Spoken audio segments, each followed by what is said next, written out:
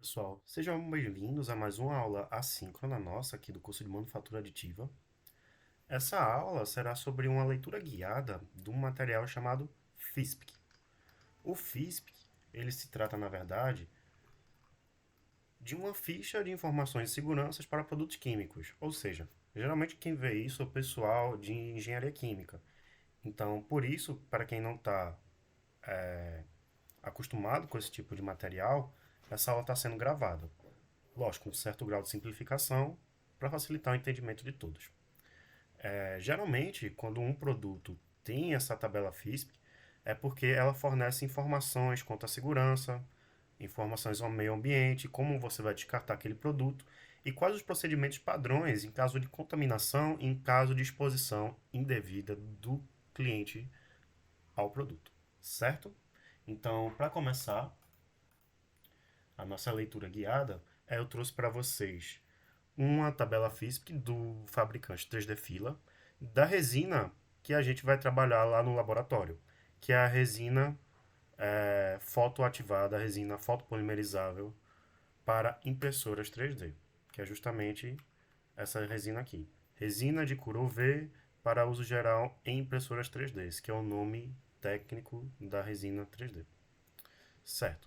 É uma substância, é resina acrilata, mas na verdade a gente vai ver aqui no próprio FISP que se trata de um monômero acrilato. Aqui são as identificações de perigos. Nessa tabela aqui tem as categorias de perigos. Você pode pesquisar no Google de uma em uma, mas resumidamente, o que essa tabela aqui está dizendo para a gente é o seguinte: que o material oferece irritação à pele, oferece irritação aos olhos, pode causar sensibilidade ao contato à pele e toxicidade para órgãos-alvos específicos. E também ela também pode contaminar o meio aquático.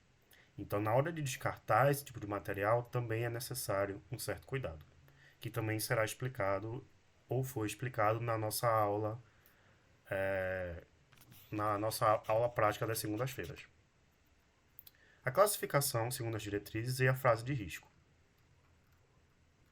Aqui é como ela deve ser indicada, então é um aviso de advertência que indica perigo.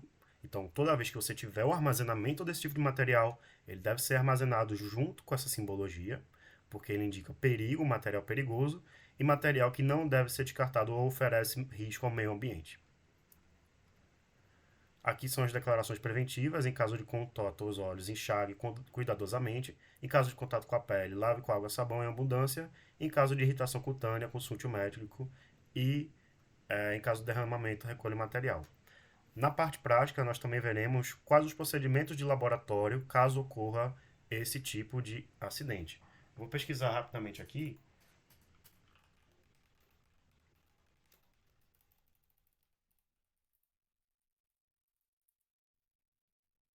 Esse daqui é o nosso chuveiro para olhos, em caso de irritação ou contato com o olho. O procedimento padrão no laboratório é que você acione essa alavanca aqui, que está indicando para abertura, e enxague com abundância a água caso haja contaminação com a resina acrilata, a resina fotopolimerizada.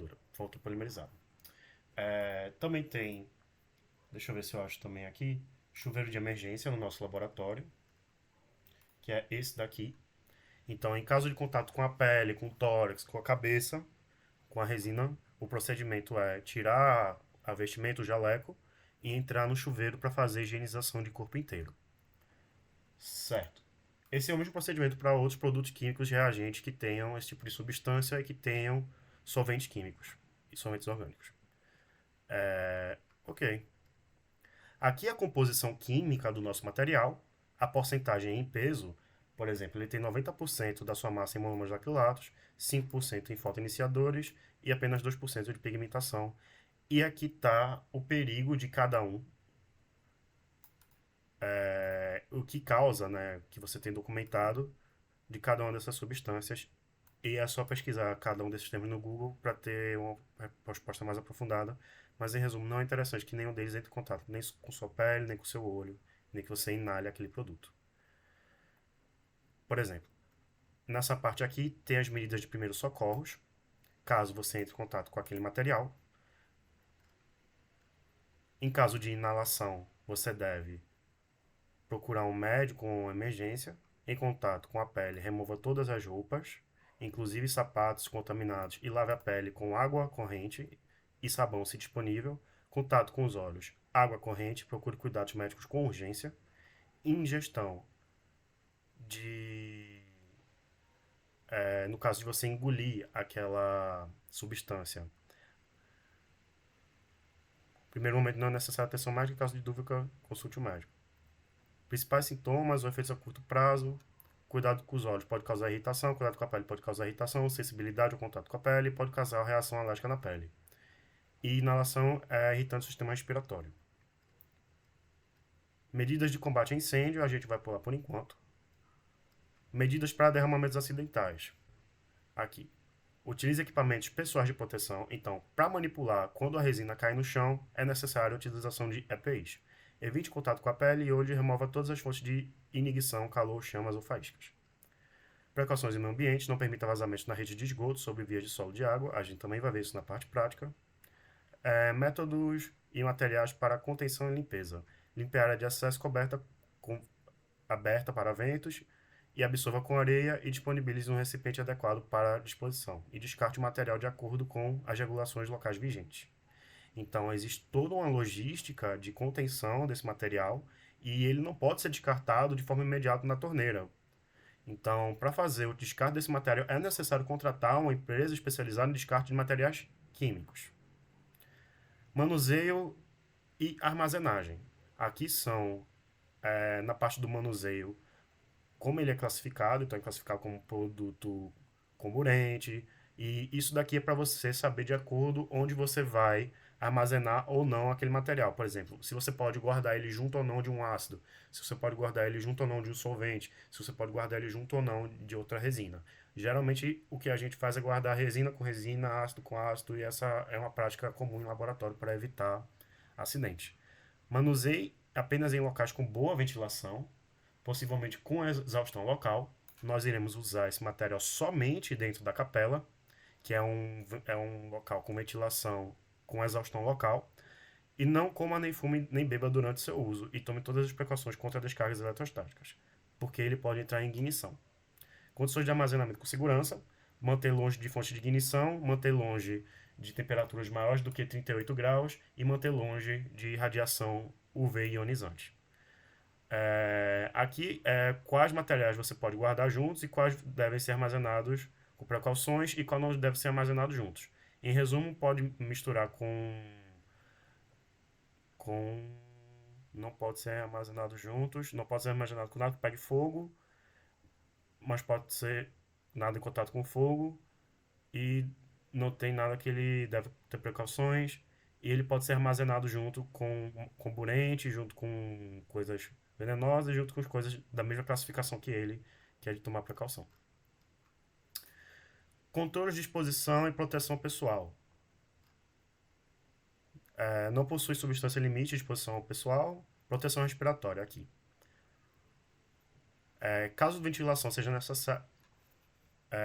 Aqui diz caso a ventilação seja precária. O uso de equipamento respiratório com a máquina do filtro tipo A. Eu vou mostrar para vocês qual é a máscara com o filtro tipo A. E vou explicar o porquê desse filtro tipo A. Pronto. Essa aqui é a máscara facial que tem um filtro com carbono ativado. Você precisa utilizar essa máscara para entrar em contato com a resina, porque sem esse filtro aqui, você vai respirar todos os vapores tóxicos e precisa ser esse tipo de máscara. Inclusive, ela será mostrada hoje na nossa aula prática com a resina acrilato, inclusive essa daqui é que nós temos em laboratório. Certo. Ele pede para você utilizar óculos de proteção, utilizar luva e utilizar máscara quando for manusear esse tipo de equipamento. Além disso, nós também iremos utilizar jaleco, afinal a gente precisa utilizar jaleco em um laboratório de química e o Compolab não deixa de ser um laboratório de química. Então, nós também usaremos jaleco, óculos de proteção e luva e máscara para fazer manipulação dessa resina. E não usaremos máscara somente quando estivermos trabalhando dentro da capela. Certo. Propriedades físico-químicas. Aqui não é muito interessante, mas você pode ver que ele tem um odor como éster.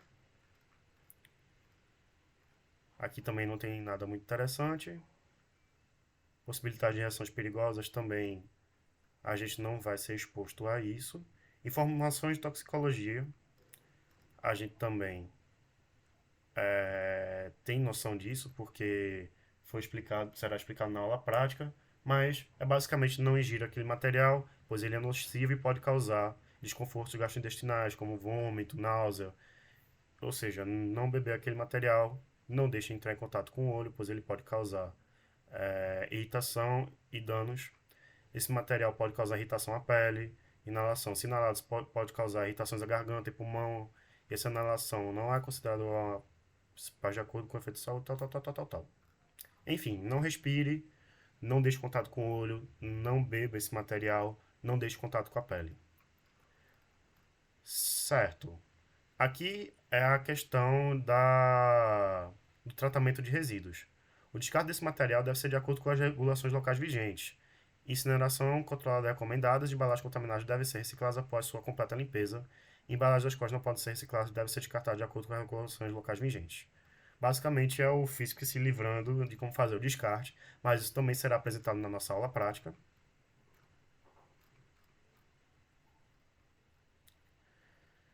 E de segurança, gente, eu acho que conseguimos encerrar o FISP por hoje, essa leitura aqui do material. Mas, se vocês quiserem ter uma leitura mais completa, o PDF também vai estar disponível no grupo da gente e também no site da 3D Fila, caso vocês tenham alguma dúvida e queiram ler o material na íntegra. Esses pontos que eu comentei são no que tange a biossegurança e segurança dos indivíduos que irão realizar essas atividades no laboratório. Então, esse vídeo aqui ele é para ser mostrado antes ou depois das operações de laboratório, para que todos tenham a segurança na hora de realizar os procedimentos utilizando esse material. Como é um material relativamente tóxico, todos os procedimentos de segurança serão seguidos em laboratório, serão usados jalecos, luvas de proteção, óculos de proteção, e todo o procedimento, a partir do momento que a resina é aberta, será feito dentro da capela. Obrigado, a atenção de todos e aguardem a próxima aula assíncrona que será gravada logo em seguida.